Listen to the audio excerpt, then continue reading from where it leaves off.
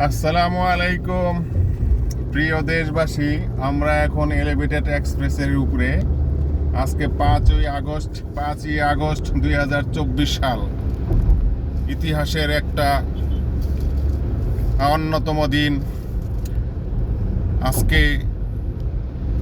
এটা হলো বলা যায় যে আমরা স্বাধীনতা উপভোগ করিতেছি, স্বাধীন রাষ্ট্রে স্বাধীনতা উপভোগ করিতেছি একটা স্বৈরাচারী গভর্নমেন্টের পতনের মাধ্যমে।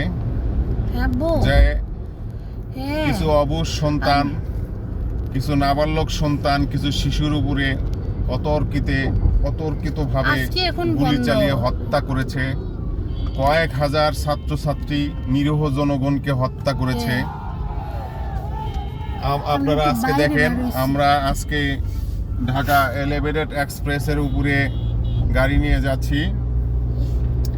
এখানে হাজার হাজার জনতা এক্সপ্রেসের উপরে বের হয়েছে স্বাধীনতাকে উপভোগ করার জন্য। আপনারা জানেন আজকে আনন্দ আর আনন্দ। শেখ হাসিনা দেশ থেকে পালিয়ে চলে গেছে।